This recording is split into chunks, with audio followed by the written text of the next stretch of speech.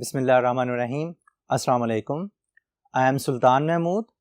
आजकल हम normal distribution के बारे में पढ़ रहे हैं। आज हमारे पास 3 एप्लीकेशन हैं नॉर्मल डिस्ट्रीब्यूशन के हवाले से। जो हमने नॉर्मल डिस्ट्रीब्यूशन में सीखा उसके मीन के मतलब, स्टैंडर्ड डेविएशन के मतलब, फिर उसमें हमने टेबल्स को डिस्कस किया। टेबल से रिलेटेड जो प्रोबेबिलिटीज़ हम निकालते हैं उनको हमने फाइंड आउट किया। कल मैंने 1-2 एप्लीकेशंस कल करवाई थी। आज हमारे पास 3 एप्लीकेशंस हैं। नॉर्मल डिस्ट्रीब्यूशन कहाँ कहाँ पर यूज़ होती है और किस किस सिनेरियो में हम इसे यूज़ कर सकते हैं। हम अपने पहले क्वेश्चन की तरफ चलते हैं। देखिए ज़रा। Suppose that it is known that IQs for adult Pakistanis are normally distributed with mu is equal to 100 and sigma is equal to 10। Pakistanis के IQs जो हैं उनके मतलब इंफॉर्मेशन हमें दी हुई है कि IQs का जो स्कोर है वो नॉर्मली डिस्ट्रीब्यूटेड है और पाकिस्तानीज का जो एवरेज IQ है वो 100 है और जो उसकी स्टैंडर्ड डेविएशन है वो 10 है। इसके बाद if an individual with an IQ of 130 और अबव इज क्लासिफाइड जीनियस, अगर एक ऐसा इंडिविजुअल जिसका IQ 130 या उससे ज़्यादा हो उसको अगर हम कहें कि ये जीनियस है तो फिर क्या होगा? What is the probability that a random selection yields a genius. तो क्या प्रोबेबिलिटी है कि एक रैंडम सिलेक्शन जो करेंगे हम, फर्ज करें हमारे पास कुछ लोग मौजूद हैं, हम उनमें से किसी एक बंदे को पिक करते हैं, तो क्या प्रोबेबिलिटी है कि बंदे का जो IQ जो है वो 130 होगा। तो इस प्रोबेबिलिटी को चेक करने के लिए जाहिर बात है जीनियस तो वही होगा ना कि जिसका IQ 130 हो या 130 से अबव हो। पहले तो हमें ये बात क्लियर होनी चाहिए कि हमें प्रोबेबिलिटी जिस चीज़ की मालूम करनी है वो क्या है कि एक ऐसा बंदा जिसका IQ 130 या उससे ज़्यादा हो। कल हमने स्टूडेंट्स ये बात की थी कि अगर जो भी आपके पास स्टेटमेंट अवेलेबल होगी, हम पहले उस स्टेटमेंट में ये चेक करेंगे कि हमारे पास वेरिएबल कौन सा डिस्कस किया जा रहा है। तो यहाँ पर हमारी इस स्टेटमेंट में हमारा वेरिएबल जो है वो है IQ स्कोर कितना है। IQ स्कोर की एवरेज 100 है, IQ स्कोर की स्टैंडर्ड डेविएशन जो है वो 10 है और हम ये अज्यूम कर रहे हैं कि जो बंदा जीनियस होगा वो उसका IQ 130 या 130 से ज़्यादा होगा, तभी वो जीनियस होगा। ये इसमें हमें इंफॉर्मेशन बताई हुई है कि 130 या 130 से ज़्यादा वाले बंदे को हम जीनियस बोलेंगे। हमने प्रोबेबिलिटी ऑफ जीनियस सिलेक्शन की प्रोबेबिलिटी फाइंड आउट करनी है। अब देखें इसको करना कैसे है। सबसे पहले तो आपको जो इन्फॉर्मेशन अवेलेबल है उस इन्फॉर्मेशन को आप इसको न्यूमेरिकल फॉर्म में लिख लें। इसको सोल्व करने के लिए ये लें जी, हम इसको सोल्व करते हैं। हमारे पास जो इन्फॉर्मेशन है, हमारे पास म्यू जो है वो 100 है, ठीक है, और सिग्मा जो है वो 10 है, ठीक हो गया। आपके पास IQ स्कोर जो है वो आपका वेरिएबल है, यहां पर हम लिख लेते हैं let x denotes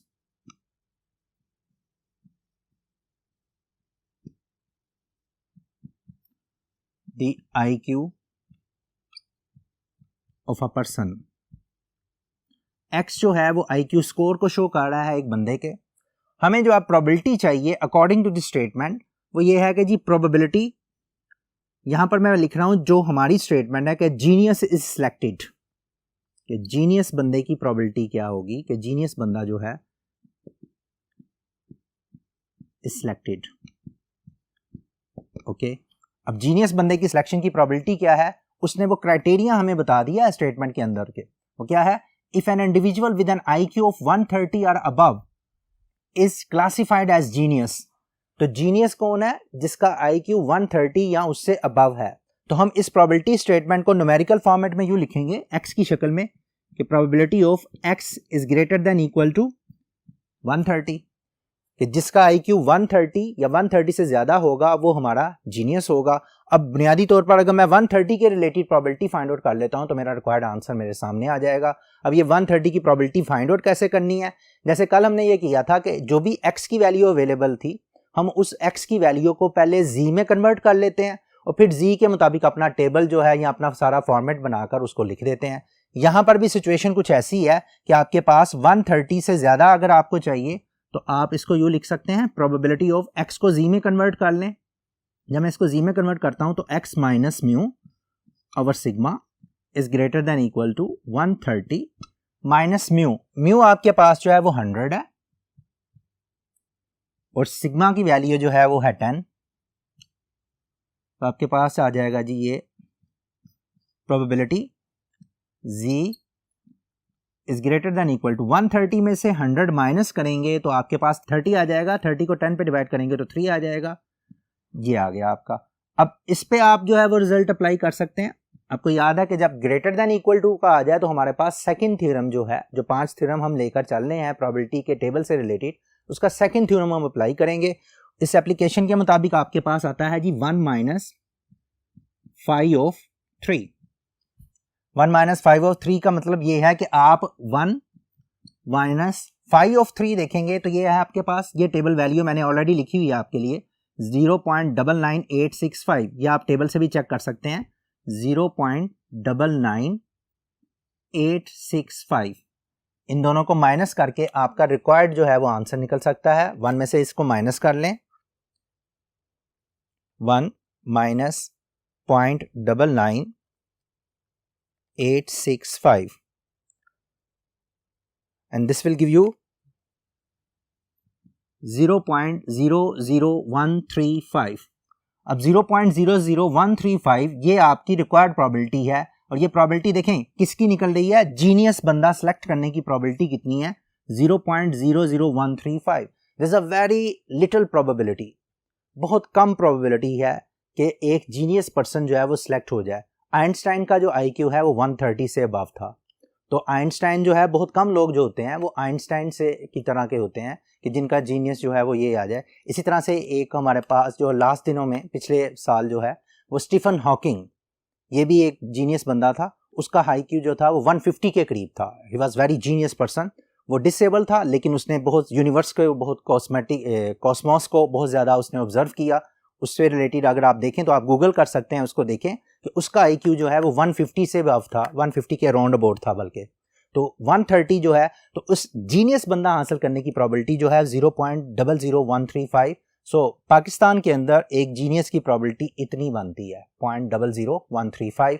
this is the way आप इस क्वेश्चन को हैंडल कर सकते हैं। अच्छा, समटाइम्स ये होता है कि आपके लिए डायग्राम जो है वो बहुत इंपॉर्टेंट रोल प्ले करती हैं। अगर डायग्राम के बगैर भी आप क्वेश्चन को सोल्व कर सकते हैं, that will not make any difference. आप डायग्राम के साथ भी क्वेश्चन कर सकते हैं, डायग्राम के बगैर भी अगर आपको क्वेश्चन समझ में आ जाती है तो आप उसको विदाउट डायग्राम जो है वो आप शो कर सकते हैं। यहाँ पर मैंने कोई डायग्राम नहीं बनाई, द रीज़न इज दैट आप डायग्राम के बगैर भी काम कर सकते हैं अगर आपकी बात समझ में आ गई। बाज़ का डायग्राम जो है वो बड़ी इंपॉर्टेंट रोल प्ले करती हैं। जब आपको कोई स्पेसिफिक पॉइंट जो है, खासकर जब आपको इन्वर्स टेबल यूज़ करना हो, तो उस वक्त जो है वो आपकी डायग्राम, जो नॉर्मल डिस्ट्रीब्यूशन की कर्व हम बनाते हैं, वो हमारे लिए अहम रोल प्ले करती हैं। आप इसको डायरेक्टली यहाँ पर लिख सकते हैं कि प्रोबेबिलिटी ऑफ जीनियस जो है वो कितनी निकल आएगी। ये आपकी रिक्वायर्ड प्रोबेबिलिटी है। आप साइड पे इसको लिख लें, प्रोबेबिलिटी ऑफ जीनियस जो है, probability of selecting a genius is equal to 0.00135। This is your required answer. आपके पास ये आंसर आ जाएगा। सो दिस इज वे कि आपके पास नॉर्मल डिस्ट्रीब्यूशन जो है वो इस तरह के प्रॉब्लम्स के अंदर आपको हेल्प आउट करती है, आपको एक एस्टिमेशन देती है, आपको एक इंफॉर्मेशन प्रोवाइड करती है। हमारी ये एक एप्लीकेशन जो थी IQ स्कोर्स के हवाले से थी, उसमें हमने प्रोबेबिलिटी फाइंड आउट की। हमारी जो नेक्स्ट एप्लीकेशन होगी, हमारे नेक्स्ट सेक्शन के अंदर हम देखेंगे कि एक और नई एप्लीकेशन के साथ हम जो है वो नेक्स्ट बोर्ड की तरफ चलेंगे। तो हम चलते हैं अपने नेक्स्ट बोर्ड की तरफ। जी स्टूडेंट्स, हमारे नेक्स्ट बोर्ड के अंदर जो है वो एक नई एप्लीकेशन है। वो हमारे पास क्या है कि देखिए ज़रा, the length of life of a washing machine is normally distributed with a mean of 3.5 years and a standard aviation of 1 year. एक वॉशिंग मशीन कितना अरसा चलती है, उस वॉशिंग मशीन की जो एवरेज लेंथ है, वो लेंथ ऑफ लाइफ जो है वो हमें दी हुई है कि उसकी एवरेज लेंथ जो है वो 3.5 ईयर्स है, और उसके अंदर जो स्टैंडर्ड एविएशन हो सकती है वो 1 ईयर है।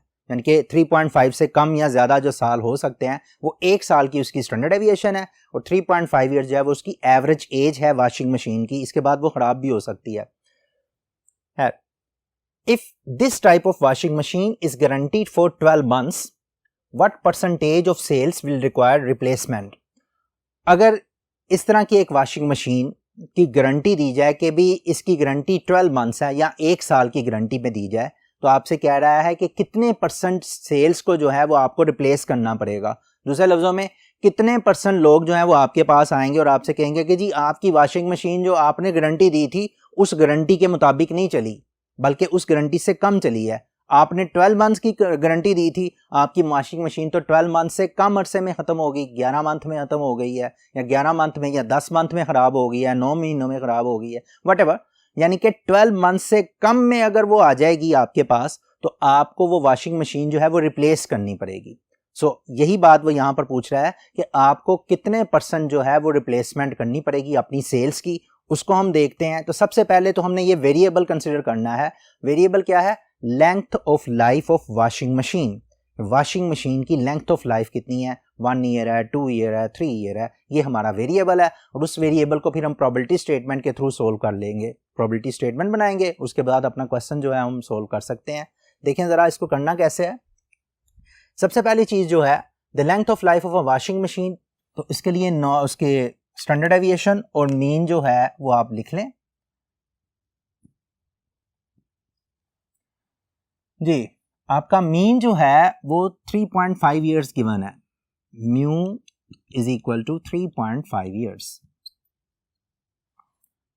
And standard deviation is 1 year, sigma is equal to 1 year. Okay, और फिर वो कहता है if this machine is guarantee. अब यहां पर इसके बाद जो है पहले तो x को डिफाइन कर लें कि x क्या है? लेंथ ऑफ लाइफ है। लेट x डिनोट्स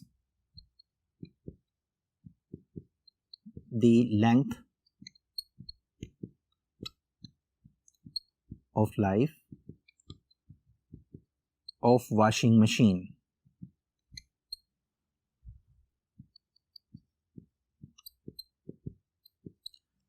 x जो है वो लेंथ ऑफ लाइफ को शो कर रहा है।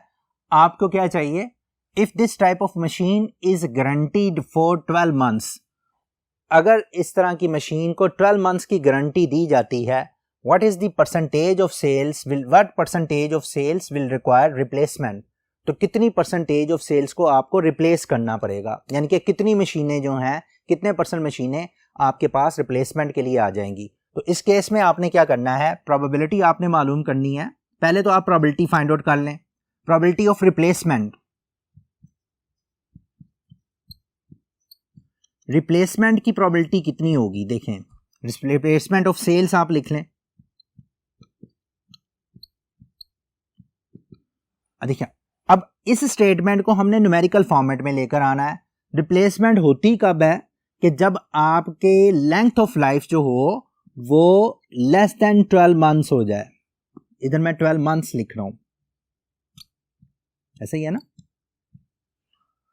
यानी कि आपके पास जो लेंथ ऑफ लाइफ है, जो वॉशिंग मशीन की लेंथ है, वो 12 मंथ्स से कम हो। एक्स जो है वो लाइफ लेंथ को जो शो कर रहा है ना, वॉशिंग मशीन की लाइफ लेंथ कितनी है। तो एक्स की वैल्यू अगर लेस देन 12 मंथ्स होगी तो तब जो है हमें रिप्लेस करना पड़ेगा। हम इस रिप्लेसमेंट की प्रोबेबिलिटी मालूम करने लगे हैं। अब मैंने कल भी बात की थी कि आपने कोशिश करनी है कि आपके जितने भी यूनिट्स चल रहे हैं थ्रू आउट, वो सारे के सारे एक ही हों। मसलन अगर ईयर्स में काम चल रहा है आपका सारा, मीन का भी आपका यूनिट ईयर्स में है, स्टैंडर्ड डेविएशन भी ईयर्स में है, और अगर यहाँ पर एक्स की वैल्यू मंथ्स में पूछा हुआ है तो आप इसको इजीली ईयर में कन्वर्ट कर सकते हैं। 12 मंथ्स मीन 1 ईयर। आप इसको यूं भी लिख सकते हैं, probability x is less then 1 year, ऐसे ही है। आप इसको 1 ईयर यूनिट को खत्म कर लें तो probability of x less than 1 आ जाएगा, बड़ा सीधा। अब यहां पर जाहिर बात है हमें ये x की वैल्यू लेस देन 1 दी हुई है। अगर यहां पर z होता तो मैं डायरेक्टली फाई का वो थ्योरम अप्लाई कर देता, पहले वाला थ्योरम, लेकिन पहले मुझे क्या करना पड़ेगा? इसको z में कन्वर्ट करना पड़ेगा। ठीक है जी, इसको z में कन्वर्ट कर लेते हैं। Probability of x minus mu over sigma is less then 1 आपके पास जो है ये वैसे ही आ जाएगा। इसमें से म्यू माइनस करना है, -3.5 डिवाइडेड बाय स्टैंडर्ड डेविएशन से डिवाइड करना है। स्टैंडर्ड डेविएशन आपकी 1 ईयर है, ये आ जाएगा। अब इसी को आप लिख सकते हैं probability of x minus mu over sigma का मतलब है z, और लेस देन 1 में से -3.5 करेंगे तो आपके पास आंसर आ जाएगा -2.5। अब देखें z लेस देन -2.5 का मतलब क्या हुआ? फाई ऑफ -2.5, और यहां पर आपके पास जो है फाई ऑफ -2.5 का आंसर जो है वो मैंने पहले आपको टेबल वैल्यू, ये बेसिकली टेबल वैल्यू है मेरे पास, ये वाली वैल्यू दी हुई है, ये आ गया जी 0.0 0621. So this is the probability of replacement. Probability of replacement आ जाएगी आपके पास, ये मैं इसको शॉर्ट फॉर्म में लिख रहा हूं, रिप्लेसमेंट करने की प्रोबेबिलिटी इतनी होगी। अब इसका मतलब है कि हमने देखना है परसेंटेज ऑफ सेल्स, कितने परसेंट सेल जो है वो रिप्लेस करनी पड़ेंगी, तो इसी को आप 100 से मल्टीप्लाई कर देंगे तो आपकी रिक्वायर्ड परसेंटेज ऑफ रिप्लेसमेंट निकल आएगी। सो परसेंटेज ऑफ रिप्लेसमेंट निकालनी है तो प्रोबेबिलिटी को आप 100 से मल्टीप्लाई करें, आपकी परसेंटेज ऑफ रिप्लेसमेंट आ जाएगी। मैं यहीं पर लिख रहा हूं साथ, परसेंटेज ऑफ रिप्लेसमेंट जो है, परसेंटेज ऑफ रिप्लेसमेंट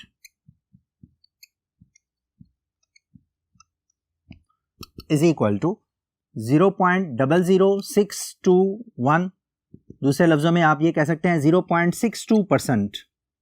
अगर मैं इसको 100 से मल्टीप्लाई करता हूं तो I will get 0.62%। So decimal को जब आप परसेंटेज में चेंज करना चाहें तो आप उसको 100 से मल्टीप्लाई कर दें, जो रिजल्ट आएगा उसको वैसे ही लिख दिया।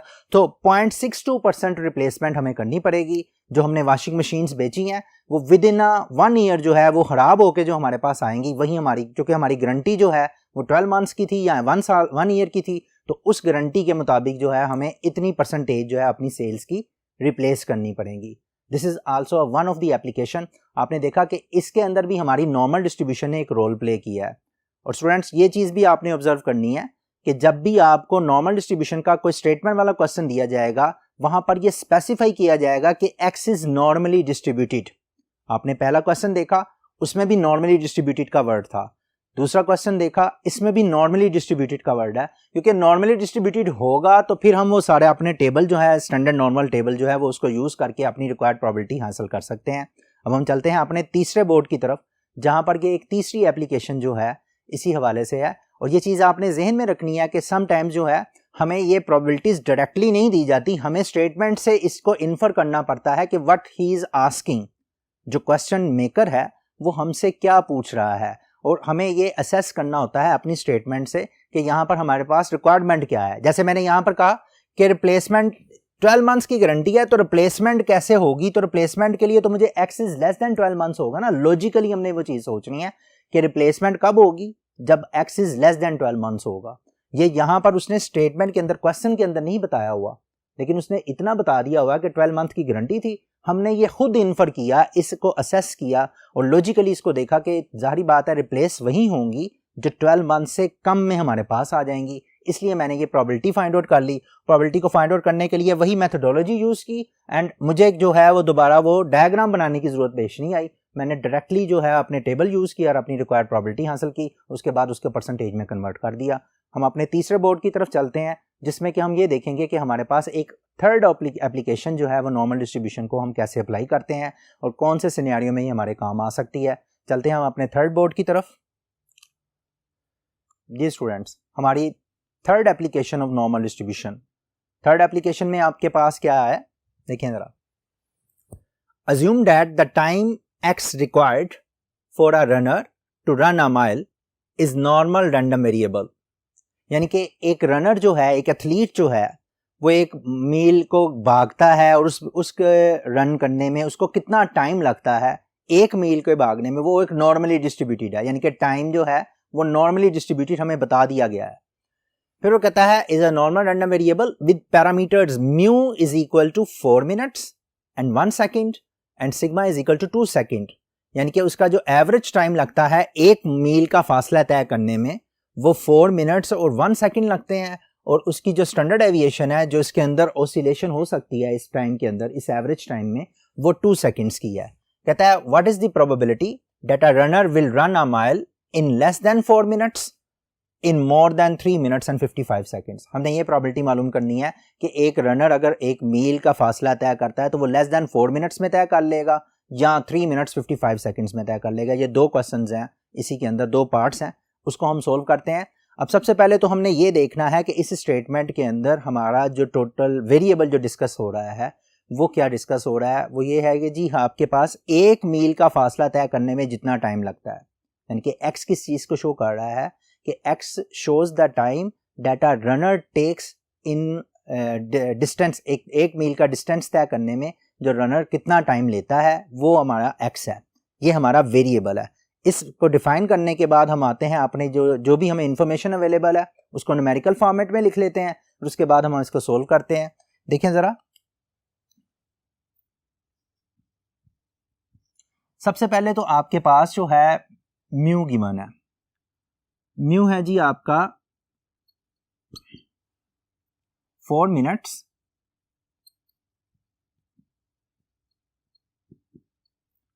1 सेकेंड जी। 4 मिनट्स, इसको मैं यूँ लिख सकता हूँ, इनको भी सेकंड्स में कन्वर्ट कर देना टोटल, क्योंकि आपका वो नीचे सेकंड्स में आपको फाइंड आउट करना पड़ेगा। बाकी चीज़ें ये स्टैंडर्ड एविएशन भी सेकंड्स में है, तो आप 4 मिनट और 1 सेकंड को भी सेकंड में कन्वर्ट कर लें, things will become easy for you. 4 minutes में आपके पास, आपको पता है कि 1 मिनट में 60 सेकंड्स होते हैं, तो 4 मिनट्स को अगर मैं सेकंड्स में कन्वर्ट करूं तो 4 मल्टीप्लाइड बाय 60 और 1 सेकंड ये वाला प्लस 1 सेकंड, ये आ जाएगा जी आपका 240 plus 1 is equal to 241 seconds. So हमारे पास म्यू की वैल्यू जो है वो 241 सेकेंड्स आ गई है, ये मीन आ गया। स्टैंडर्ड एविएशन जो आपके पास गिवन है दैट इज 2 सेकेंड्स। ओके, ले जी, स्टैंडर्ड एविएशन 2 सेकेंड्स में है। अब आपने x को पहले डिफाइन कर लेना है, x किस चीज को शो कर रहा है, let x denotes the time taken by the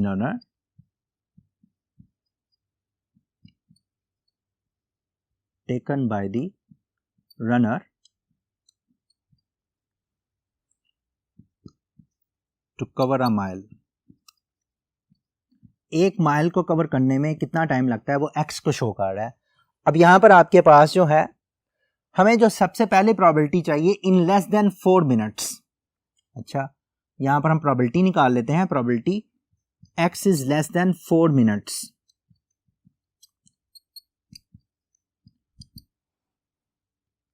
ji, 4 minutes को आप सेकंड्स में कन्वर्ट कर लें तो वो 240 सेकंड्स बनते हैं। आप इसको 240 सेकंड्स लिख लें, ठीक हो गया। अब 240 सेकंड्स को फिर दोबारा से हम उस शक्ल में लिख सकते हैं। x तो आपके पास, इसको z में कन्वर्ट कर लें, probability of x minus mu over sigma. 240 के मुताबिक अगर आप चलते हैं तो 240 माइनस म्यू, देखें आपके पास क्या है, म्यू की वैल्यू है 241 माइनस 241 डिवाइडेड बाय सिग्मा, आपके पास क्या है, सिग्मा 2 है। ये वाली वैल्यू आपके पास क्या आ जाएगी, देखें ये तो z आ जाएगा सारा।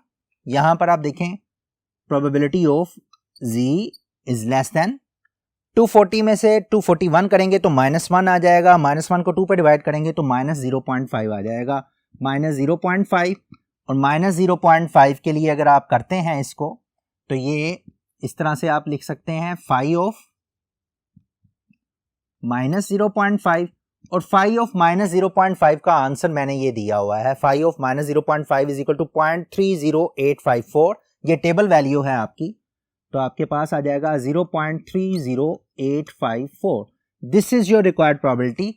क्या प्रोबेबिलिटी है कि एक रनर जो है वो 4 मिनट्स में या 4 मिनट्स के लेस में अपना जो है 1 मील का फासला जो है वो तय कर लेगा, उसकी प्रोबेबिलिटी है 0.30854। ये प्रोबेबिलिटी आपकी आ गई, आपके फर्स्ट पार्ट की प्रोबेबिलिटी निकल आएगी। आप इसको यूं भी लिख सकते हैं साथ में, probability of x is less than 4 minutes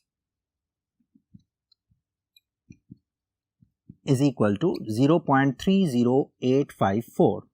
ये आपकी रिक्वायर्ड प्रोबेबिलिटी निकल आएगी। ले जी, ये हमारा पहला पोर्शन जो है वो कंप्लीट हुआ, ये वाला पहला वाला part, less than 4 minutes. No, what about in more than 3 minutes 55 seconds. अब जारी बात है 3 मिनट्स 55 सेकेंड्स को हम पहले टोटल सेकेंड्स में कन्वर्ट कर लेते हैं और फिर उसके बाद इसकी रिक्वायर्ड प्रोबेबिलिटी फाइंड आउट कर लेंगे।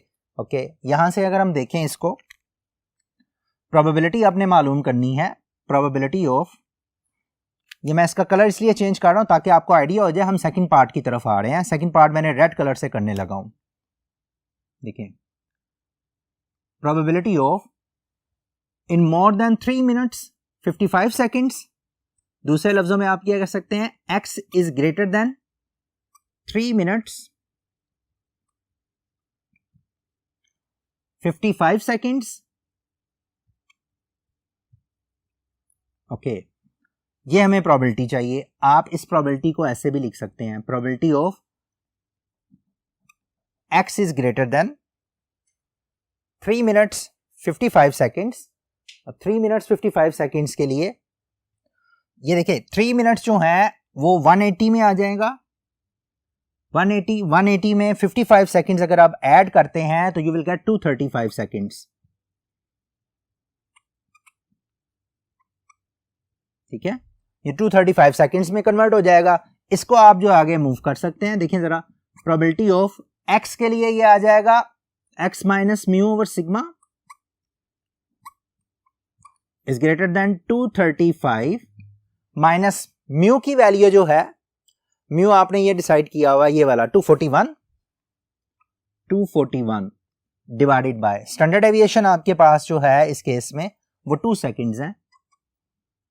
देखिए जरा, यहां पर आपके पास आ जाएगा probability of z greater then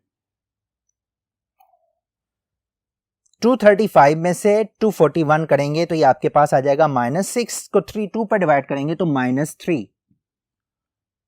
ये आ जाएगी z इज ग्रेटर देन -3। मैं इसी प्रोबेबिलिटी को यहां पर लिख रहा हूं, probability of z is greater than -3 जो है आप इस तरह लिख सकते हैं, probability of z greater than -3 is equal to, मैंने आपकी विजिबिलिटी को बेहतर करने के लिए इसको जरा साइड पे सेंटर पे लाया हूं, probability of z is greater than -3 will be equal to 1 minus phi of -3। ये मैंने सेकंड थ्योरम यूज किया, आपको याद होगा कि ग्रेटर देन के केस में हम 1 में से माइनस करके लिख देते हैं। जब मैं सेकंड थ्योरम यूज करता हूं तो व्हाट विल आई गेट, आपके पास ये आ जाएगा 1 माइनस फाई ऑफ -3 की वैल्यू, -3 की वैल्यू है वो ये 0.00135। अब अगर इसको इसमें से 1 में से माइनस करते हैं तो देखिए आपके पास रिजल्ट क्या आता है इस केस में, 1 माइनस 0.00135, ये आपका रिजल्ट आ जाएगा 0.99865, 0.99865। सो स्टूडेंट्स, ये आपके सेकंड प्रोबेबिलिटी निकल आएगी। ये है आपकी रिक्वायर्ड प्रोबेबिलिटी कि आपके पास एक जो रनर है वो 3 मिनट्स 55 सेकंड्स में अपनी जो एक मील का फासला तय करेगा, उसकी प्रोबेबिलिटी है 0.99865। सो पहले पार्ट का आंसर जो है वो यहां पर ये रहा कि लेस देन 4 मिनट्स में फासला तय करने की प्रोबेबिलिटी है 0.30854, और 3 मिनट्स 55 सेकंड्स के अंदर एग्जैक्टली अगर वो फासला तय करना चाहता है तो उसकी प्रोबेबिलिटी जो है वो है 0.99865। ये दोनों प्रोबेबिलिटीज जो हैं वो आपके पास हैं। यहाँ पर हमने जो तीसरा वेरिएबल जो है इसका एप्लीकेशन में हमने देखा कि जो टाइम है जो एक माइल को रन करने में कंप्लीट करता है एक रनर, वो भी नॉर्मली डिस्ट्रीब्यूटेड होता है। आज के अभी हमने लेक्चर के अंदर 3 वेरिएबल डिस्कस किए हैं। पहले वेरिएबल के अंदर हमने IQs देखे थे, IQ लेवल की बात की थी।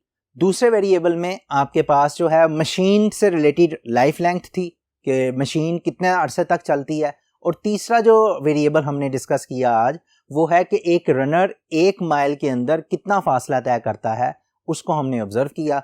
आज के ये तीनों एप्लीकेशन जो है आपने जहन में रखनी है। नॉर्मल डिस्ट्रीब्यूशन की नेक्स्ट एप्लीकेशन के साथ हम नेक्स्ट लेक्चर के अंदर आएंगे, उसमें मजीद हम ये ऑब्जर्व करेंगे कि नॉर्मल डिस्ट्रीब्यूशन जो है वो और किस किस सिनेरियोस के अंदर हमारे काम आती है।